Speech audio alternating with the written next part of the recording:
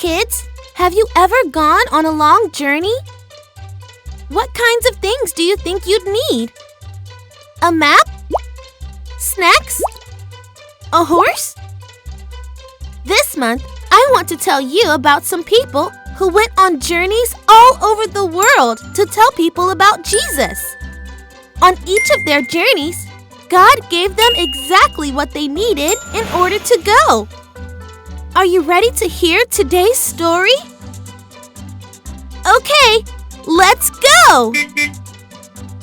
One day, after Jesus went back to heaven, his followers got together to pray and meet.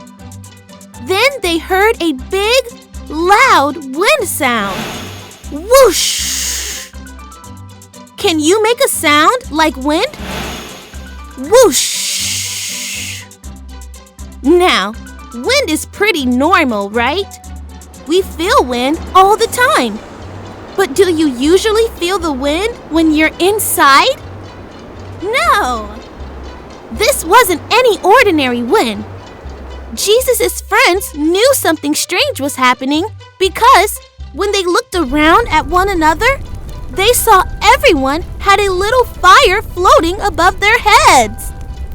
Then, as though the wind and fire weren't amazing enough, everyone began to speak in all kinds of languages. But even though they were talking in different languages, they could understand one another.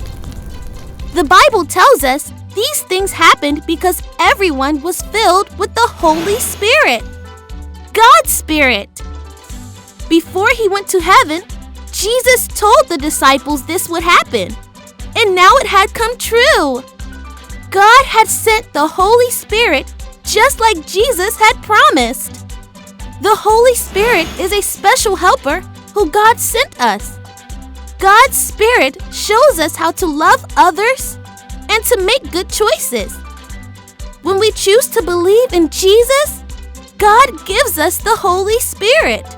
So let's go!